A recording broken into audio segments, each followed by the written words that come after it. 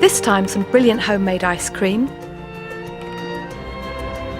Looking at a new take on creme brulee. And making a gutsy chilled almond soup from Spain. Well, a very warm welcome to a cookery programme this week which is on gadgets, picking up from last week when we did basic equipment. Now I want to look at this week on what gadgets really serve you. We've all bought gadgets, left them in the back of the cupboard to grow dust and never used them. But what really does serve you if you want to have a lifetime of cooking? Well, number one on the list today is this one here, which is what I used to call a liquidizer when I first started cooking, but it's now called a blender. And what happened, it sort of went through a bit of a decline. When we first had processors were so wonderful. They did absolutely everything. But processors, I didn't think, were really good at making smooth, velvety soups. So I went back to using my liquidizer or blender, and I think a lot of people did.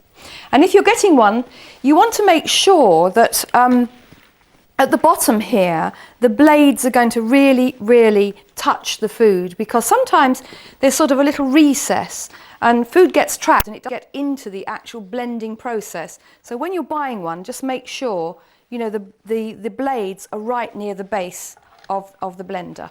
Right, now the recipe I'm going to show you today is incredibly special. It's the most wonderful recipe. It's given to me by a friend of mine who has a house in Spain. And there are lots of wild almond trees growing there, and the local villagers gave him this recipe for aco blanco, which is a chilled almond and garlic soup. Now, you start off with 7 ounces of almonds, Spanish if possible, and you must buy them with the skins on. Don't buy ready blanched ones, because there's a lot of flavour there that is lost once they get blanched. You just pour boiling water, and look, you can see the skin just slips off. It's not a problem at all. It won't take you longer than a few minutes to just go through that and take the skins off. So here I've got my 7 ounces of blanched Spanish almonds, and they're going to go in here now. And then along with them, I'm going to put 7 fluid ounces that is, of olive oil. Then the other thing I've got is salt, a dessert spoon of rock salt, and then 3 cloves of garlic. Now the soup is going to serve about 4 people, so that's a lot of garlic. You can cut it down if you want to, but I don't really think you should. Then what I'm going to do is put the lid on and switch the motor on.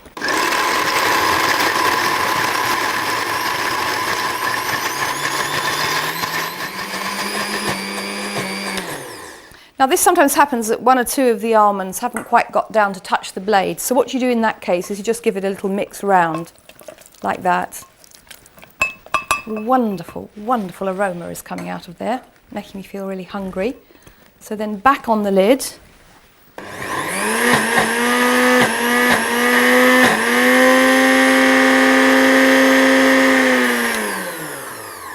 Now what I'm going to do is add 12 fluid ounces of water, and I'm going to add that with the motor running while I pour the water in through the centre.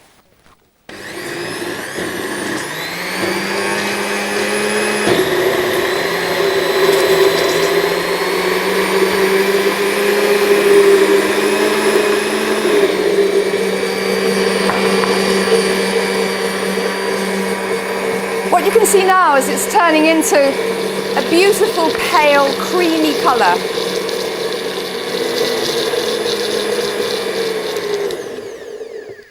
Now it's got one more very Spanish ingredient that's going to go in, and that is sherry vinegar. And this is a very special sherry vinegar. It's Pedro Jimenez, or PX for short, which is made with a different grape to the sherry grape. Then you can taste to check the seasoning, pour it into a tureen. There's one sitting here waiting for me. And then what needs to happen then is it needs to really chill. If you're going to serve a cold soup, I'm just going to get my spatula. If you're going to serve a cold soup, it must be really cold. And so what I would do is get that into the fridge, and chill it really well overnight, or at least for 6 hours. But my friend Neville, who gave me this recipe, has told me that it actually gets better, you know, as the days go on. So you could make it on Monday and serve it on Friday, and it would be probably at its absolute peak. Then either 1 day, 2 days, 3 days later, you have this beautiful, very cold, creamy soup. I hope you can see the texture as I'm ladling it out there. And it's very, very cold. As you can see, there's some ice cubes, which is traditional in Spain. Then it's going to have a garnish, and this is what's traditional too. Little slices of apple with the skin still left on, you know, very thinly sliced, and also some black grapes with the pips removed and just cut in half like that. I wouldn't be without a processor, but as well as chopping, it can do a lot of other things like grating, or here shredding coconut, which is laborious without a processor.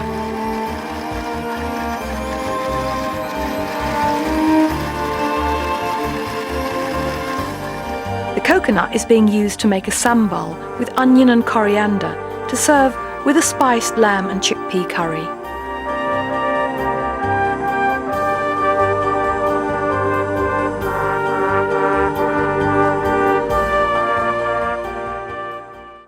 Now, this is a gadget that I've come to love and approve of. It's absolutely wonderful for doing brulees. It's called a blowtorch. Now, when blowtorches first came onto the cookery market, they weren't really a good idea because they were so faint-hearted. I mean, it used to take hours to just go across one ramekin and get a brulee. But now they've perfected them, and I really, really approve of this one because the English domestic grill is never quite hot enough to do that sort of instant brulee topping that we all love so much. Well, first of all, what I've got to do now is show you a recipe first that we're going to brulee afterwards. And this is called Passionfruit brulee. It's a recipe given to me by one of the other chefs at the football club, Alain Benesh, and it is very, very popular with all the people who dine there.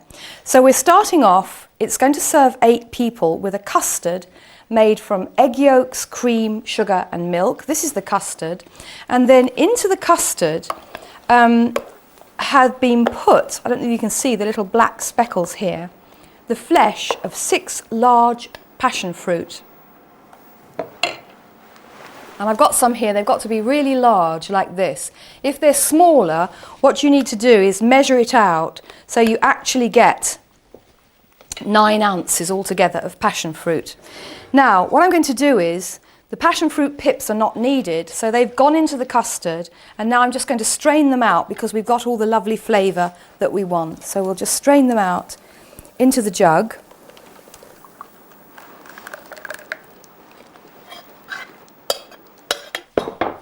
And then what's going to happen now is the pips are going to be sieved away. You'll have time to do a little bit more than me there. And then I'm going to pour the brulee mixture, which has all the fragrance and flavour now in it, into 8 little baking dishes. Now these are heat proof and you can put them in the oven. They're from a Japanese chain store, but you can also use ramekins if you want to use ramekins. And what you need to do is divide the mixture between 8 ramekins, and then they're put into a baking tin that's got a little bit of warm water in it. And they're going to go into a preheated oven, quite low, 150 degrees, and they're going to cook gently, very gently, for about 40 minutes. Then when they're cooked, they need to be cooled and chilled really, really well to make a brulee. So I think it's best to make them the night before.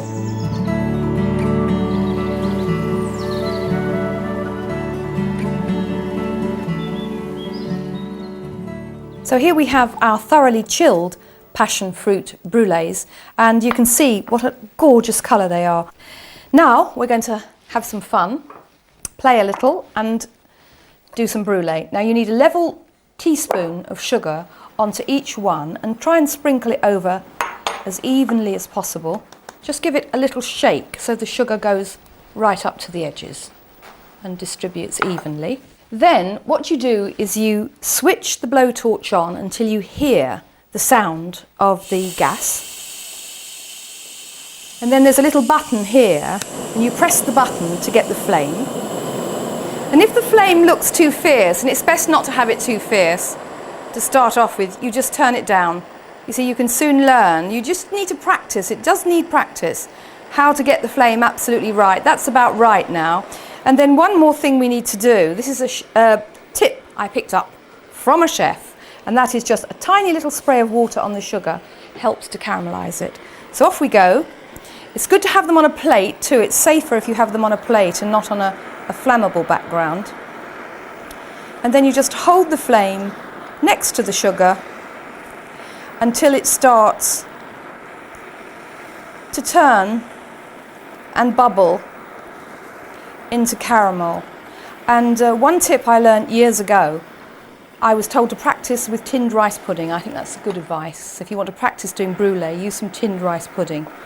One final word. Again, I thought, oh, why don't I just go and get an ordinary blowtorch? They're available in DIY shops. That one's finished now, so we'll turn it off. But actually, they're too fierce. They're not good. They're for stripping paint. If you want to do this, then you get a proper professional one. So that is passion fruit brulee. Right, now what I'm going to do is show you, that's still a bit warm, and I need to tell you that when you've done a brulee, you can then put it back in the fridge. It'll still stay nice and crunchy on top. So I'm just going to show you a bit of that crunch now. When you come to eat the brulee, should be this lovely thin crust of caramel that sort of, you can tap like that, and then put your spoon in, dig it down deep and get a nice bit of passion fruit custard underneath and a crunchy bit of brulee on the top, and all very satisfying. Life in the kitchen would be much harder, I think, without an electric hand whisk, and I regard it as an essential piece of equipment. This recipe is for zabaglione, made with whipped up eggs and masala wine, light and fluffy and very delicious.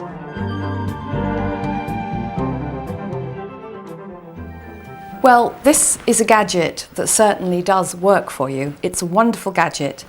It's a little bit expensive, but if you're getting married, you could put it on your wedding list. It's an ice cream maker, but it's an automatic ice cream maker, which means you don't have to do anything but pour your ice cream mix in and the machine will make the ice cream for you. I think it's a wonderful thing. What you've got to weigh up is whether you've got room for it, because it is quite bulky and it doesn't like being shifted around. So the mechanism inside, there's a sort of liquid inside that if you shift it around too much can stop it working properly. So before you get one of these, if you're going to get one of these, you need to weigh up whether you've got somewhere where it can stay permanently fixed. It won't go in and out of cupboards. But once you've got it and you've got the room for it, and if you like ice cream, then it can make ice cream for you anytime, the best ice cream. I know there are good ice creams on the market, but homemade ice cream really is something special. So let's give it a whirl now and make some ice cream. Right, and the ice cream we're going to make today is one of my own personal favourites, which is stem ginger ice cream. Now, when you're making ice cream, even if it's just vanilla ice cream, you start off with a custard. And this is a custard made with single cream, eggs and sugar. I'm not going to show you how to make it because we did that in a previous series. When you've made the custard, you've got to get it really, really cold, quite cold, before you start to make the ice cream. Now we're going to add a few more things to that. First of all, I've got here stem ginger syrup and about 2 tablespoons that's come out of the jar containing ginger. And I'm going to put some vanilla extract in, about 2 or 3 drops, which I'm going to put onto my spoon. And then you add half a pint of double cream, which has been just very lightly whipped to the floppy stage. And then I'm going to take a large kitchen spoon and I'm going to just fold cream into the custard. And as soon as that's more or less folded in and well blended, I'm going to take it over to the ice cream maker and then just pour it in. There we are.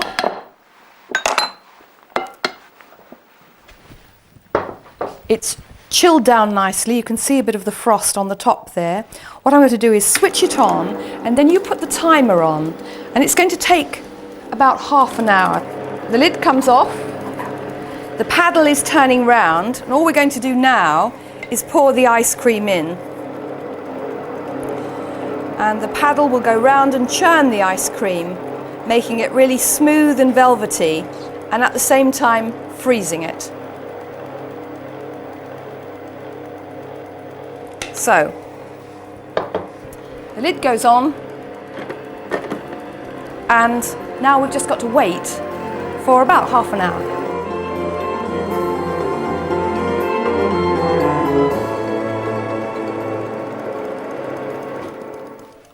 They say a watched pot never boils. A watched ice cream maker does make ice cream. Now, stem ginger. What I've got here are 4 pieces of preserved stem ginger, and I'm just going to put those into the ice cream and then switch on and just mix that in.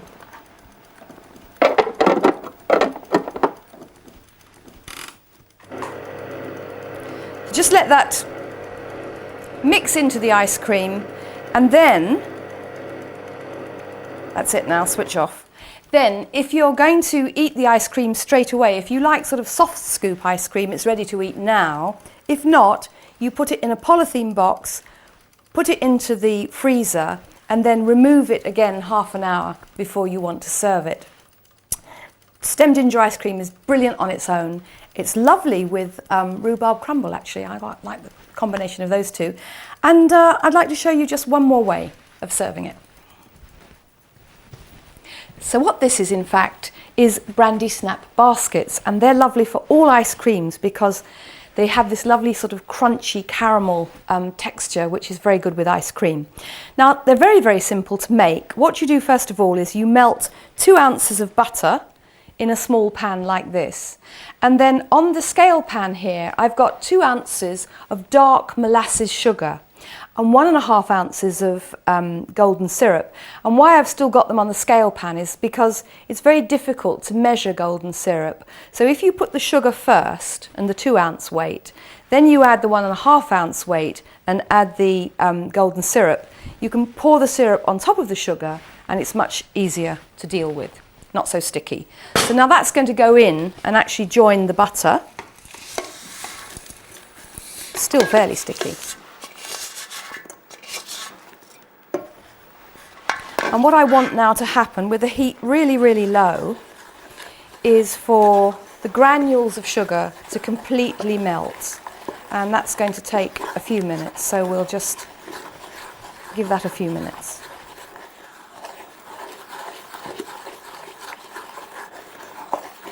Right, all the little granules of sugar have dissolved now. So what I'm going to do is take the pan from the heat, just get all the lovely residue off the spoon and get rid of it.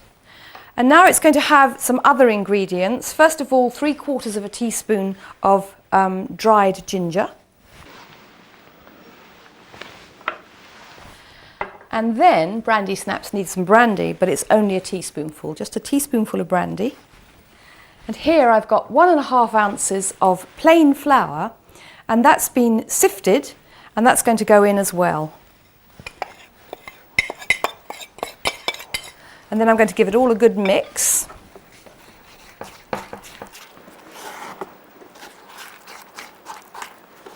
So that gets mixed until it's really smooth, and really that's all there is to it. It's terribly, terribly simple.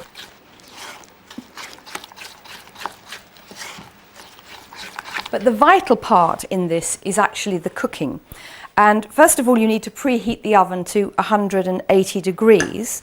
And then you need to have a really large baking sheet. And that's going to be lined with silicone paper, non-stick silicone paper. And then to bake the brandy snaps, you take roughly a tablespoonful. And then you put that onto the paper, like that. And then, once it's on the paper, you spread it out into a sort of a round shape using the back of a teaspoon, like this. And it doesn't have to be absolutely perfect. Now what's going to happen is we're going to put another tablespoon there, and then when it gets into the oven, it'll spread out into a big round circle. But what you need to do is only cook 2 at a time. They only take 7 minutes to cook, so you just cook the first 2, make those, while the other 2 are cooking, and just have a little production line going. So we'll get these cooked now.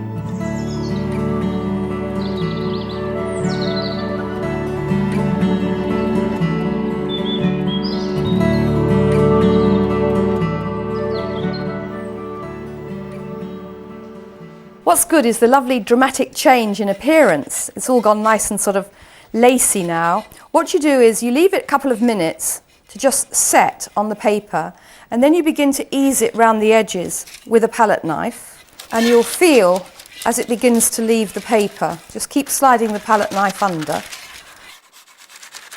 So I'm going to lift it up, and I expect you've been wondering what that jam jar's doing upside down, and this is what it's doing. It's waiting there to have this just folded over the top, and really you don't have to bother much. You just let it sort of fold down like that, and it doesn't matter what the shape is, you know, they're all different shapes, they look really quite nice.